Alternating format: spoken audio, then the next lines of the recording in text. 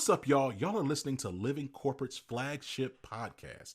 If you didn't know, Living Corporate helps organizations build employee engagement and market trust through data analytics and data transformation, our e-learning platform, and brand marketing storytelling. We're so excited for you to be here today. The conversation you're about to hear is going to connect the dots between employee experience and go-to-market effectiveness. If you're not ready, get ready. Here we go.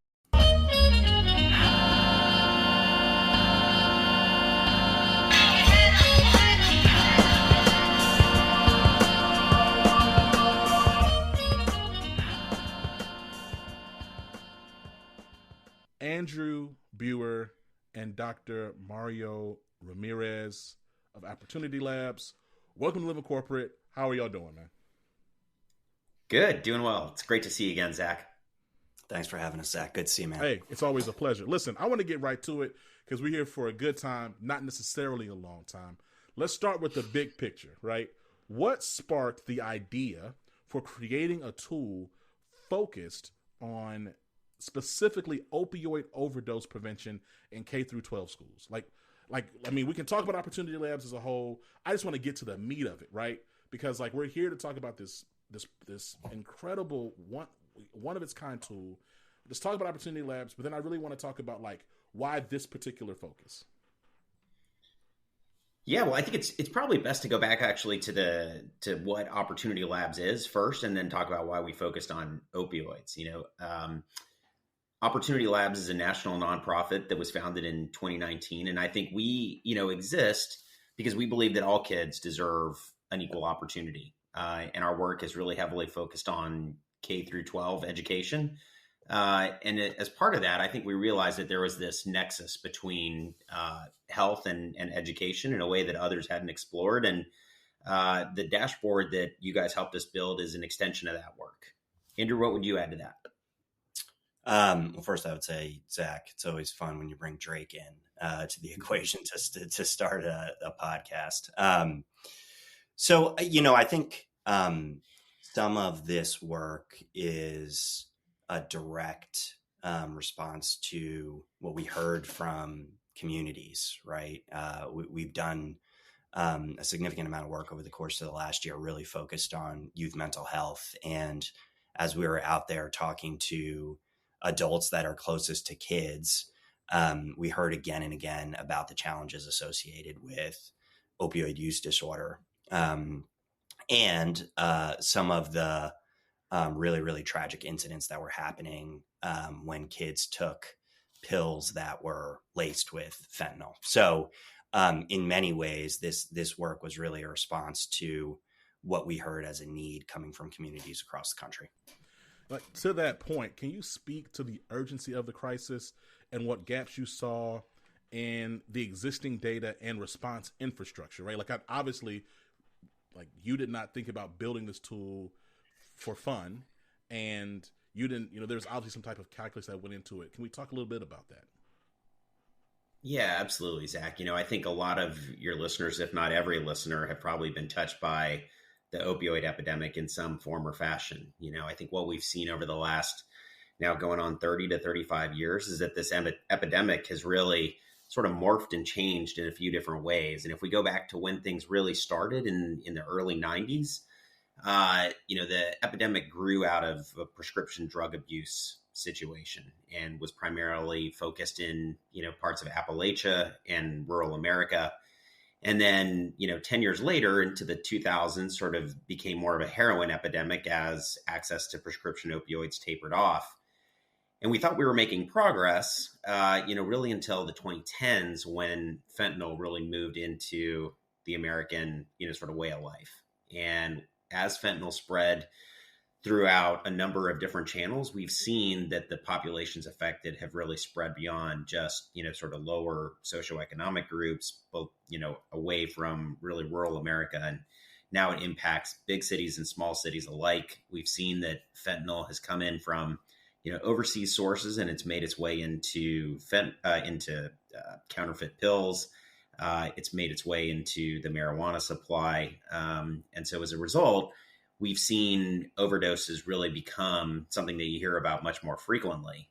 And over the last, decade, I think just a couple of stats that your listeners may not be kind of immediately familiar with, but part of what I think drove this dashboard was the fact that, overdose deaths have increased by almost 110% from 2019 to 2021 in young kids aged 10 to 19. Fentanyl deaths also surged by almost 200% in that same period and were heavily linked to counterfeit pills.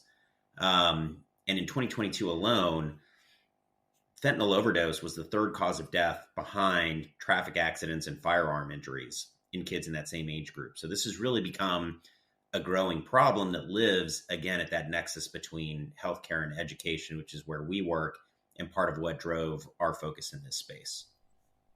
That's incredible. And I want to talk about continue to talk about Opportunity Labs.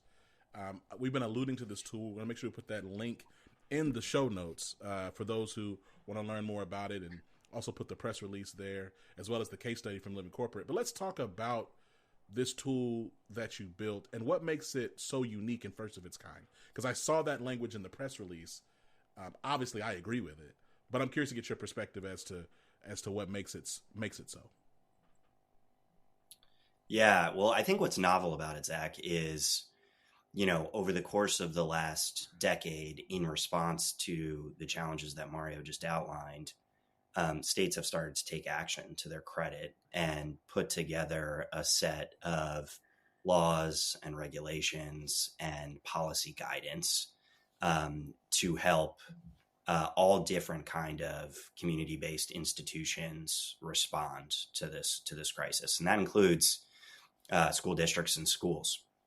But no one had sort of mapped that set of actions with any real rigor or in a way that felt really, really intuitive to a user.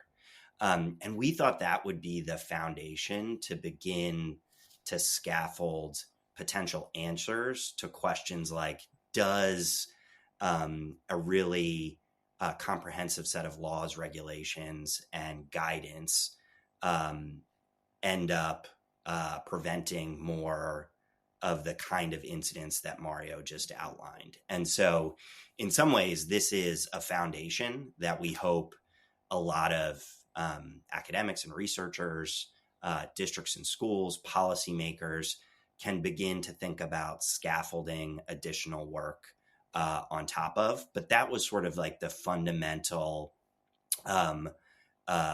thing that was new about this data product. Mario, anything else you would add?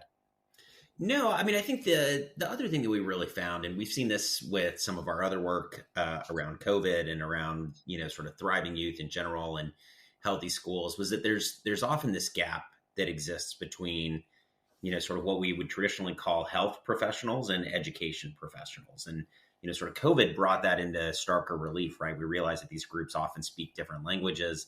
Sometimes they don't necessarily understand what's, of primary importance to the other. And we saw how that led to some real breakdowns, in COVID. And I think the goal with this dashboard, was to hopefully create some of that common language and a shared data set that people from those two groups could look at comparatively and hopefully come to the same conclusions and hopefully come up with some, shared policy solutions, that address the epidemic like Andrew was talking about. And Opportunity Labs is not exclusively an organization that builds tools, right? Like, you're really about driving sustainable, equity-centered solutions. And so how does it, I know, and Mario, you spoke to this at the top of our conversation, but how does this project really reflect your commitment in that regard?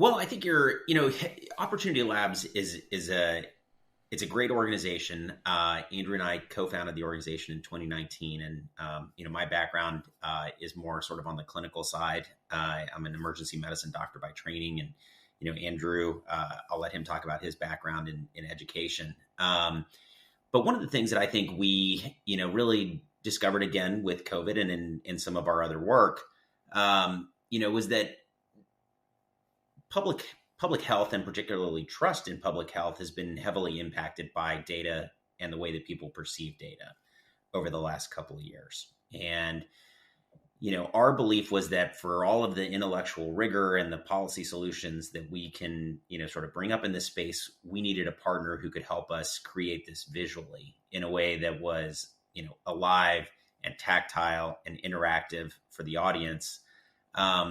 Because one of the things I think we've learned coming out of COVID is that your audience has to be able to see and interact with your data before they're going to believe it.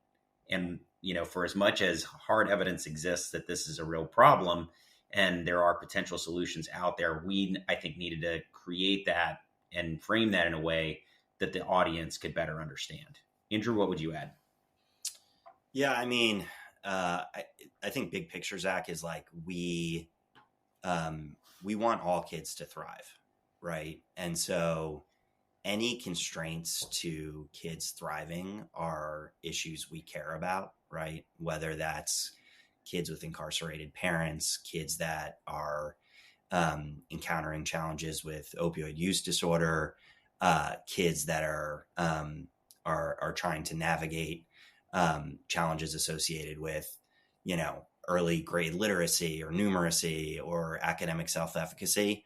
We're sort of agnostic, right, in terms of the specific challenge, but we are generally thinking about challenges that constrain kids thriving. And so this just felt like such a universal issue for communities across the country, blue states, red states, cities, rural areas, suburban areas. Like, it doesn't really matter. Zip code is sort of irrelevant here.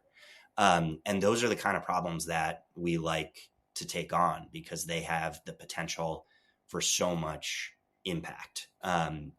And look, we know that we are standing on the shoulders of tons of incredible organizations that have been focusing on this issue for years. And we also know that districts and schools are being asked to do so much these days, right? They've been, in the course of the last 5 years, epidemiologists. They've been mental health counselors and therapists, right? And I'm talking about like almost everybody that works in a school. And you could add a number of job descriptions to the incredible work that school-based folks already do.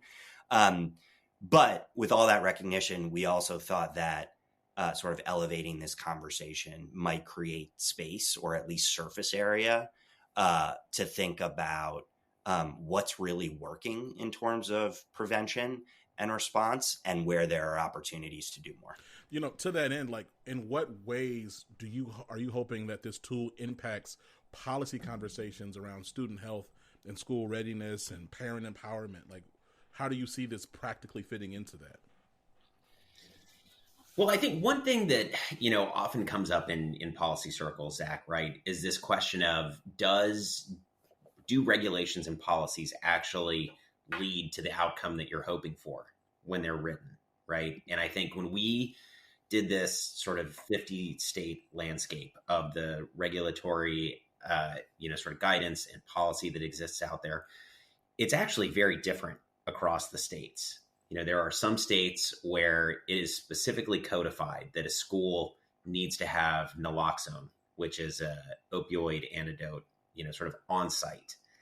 There are other states where that's not specifically codified. There are other states where it's very clear about who has the authority to give that medication and under what circumstances and whether like any indemnification for that person exists. And then there's others where that guidance really doesn't exist. And then there's even other states where the guidance doesn't necessarily come from the state, but it might come from the Department of Education or it might come from the Department of Health. And so one of the questions coming out of all of that is, what is the ideal framework that leads to the best outcome for kids and makes, sort of education both as safe and as productive as possible? And so our hope, I think, with this tool is that whether you're, a policymaker or you're an educator or you're a parent or you're a student, you can go to this site and you can do a comparative analysis of, one state to another. You can easily look and see what regulations and policies exist. And then you can compare that to what the data looks like in your state. And out of that, I think we're hoping to tease out, what are the best practices across these states that have, better outcomes than others, and figure out how we can help put policies in place that, like I said, hopefully make the school setting as safe and as productive as possible. Andrew, what would you add to that?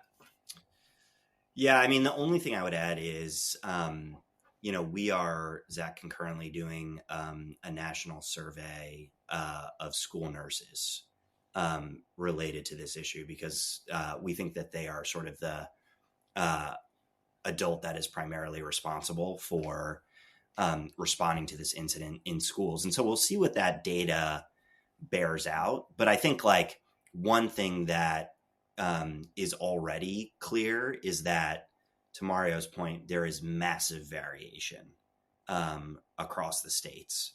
There is massive variation within states in terms of how districts and schools are responding to this crisis. And so one thing we hope that this work does is just sort of elevate and amplify the conversation around this challenge, to Mario's point, so that we can sort of start to learn about what is working in terms of laws, regulations, and policy guidance that is being implemented at the hyper local level.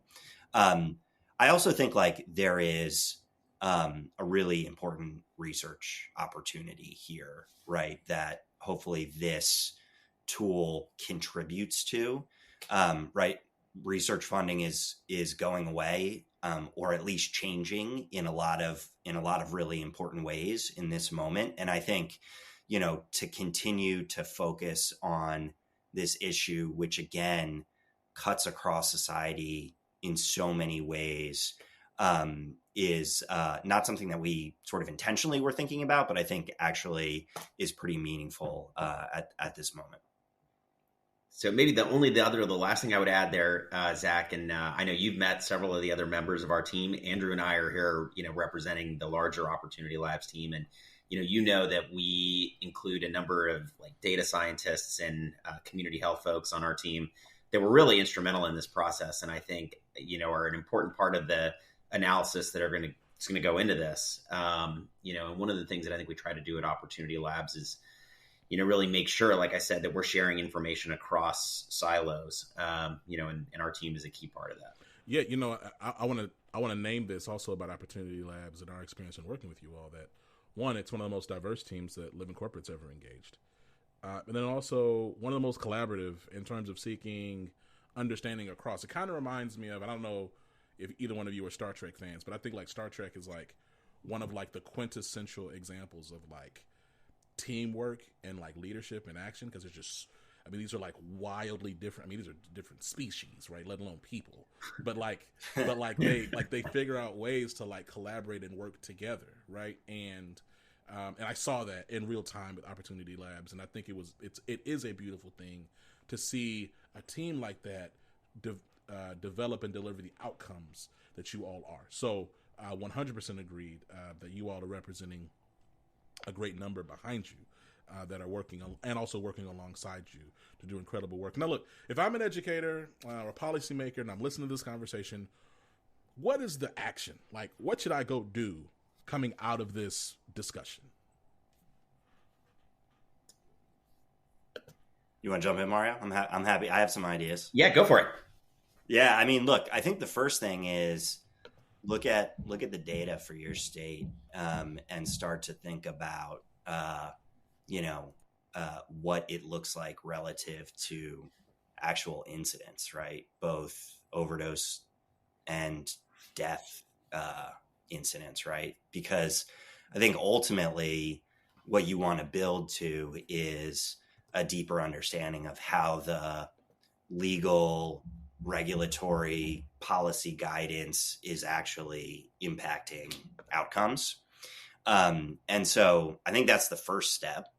And then I think the second step is, or maybe the sort of second set of thinking is really going to be related to what knowledge exists around these laws, regulations, and sets of policy guidance, right? Do teachers know that they have a responsibility? If they do have a responsibility, do school nurses know if they have a responsibility? Do they know whether their training is funded? Do they know if their district has provided opportunities for training, right? Like there are all of these sort of open questions that I think policymakers, and let's just put policymakers in quotes, because we could be talking about, school boards, we could be talking about district superintendents, we could be talking about state education agencies or elected officials, right? I think there is this really important conversation around just access to knowledge and awareness related to role and responsibility in response to these incidents on school campuses. Mario, what else would you add? Yeah, I think Andrew's making the great point, right? That, I think Opportunity Labs' work is about creating sustainability. And in this day that we're living in now, access to information is about creating sustainability. And so, I think the first thing that we hope people do is go to the website and take a look and see what this tool is that we're talking about. It lives at schoolopioidsafety.org. But our hope is that, everybody goes to check that out. And that includes teachers, parents, students, who can equip themselves with the knowledge to have an informed discussion with their school boards and with, local leaders who make things like purchasing decisions around naloxone and figure out how they're going to create sustainable financing mechanisms, because we know that these tools make a big difference. And we know that things like naloxone are really leading to improvements in survival and preventing opioid, overdose deaths. We've seen that data from CDC here in the last year. But it's not a foregone conclusion. Pushing this envelope forward means that people have to stay engaged, and they've got to stay engaged with information behind them. And that's our hope. This has been a fire conversation. I appreciate you both. And I want to say again, Living Corporate historically on our podcast, we'll feature Black and brown leaders. We'll feature folks on the margins. We'll feature all types of folks, right? Activists, elected officials, educators, entrepreneurs, executives, authors. The list goes on.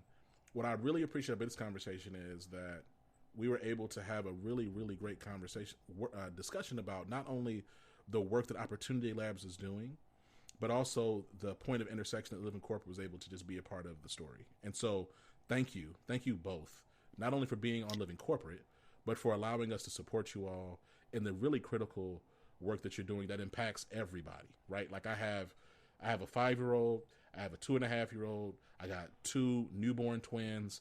They're going to be going through the public school system. I have siblings who just got out of the public school system. I have nieces and nephews who are also, everybody is impacted by this. And even if you don't have any children, you belong to a community of where children exist and are a part of public school.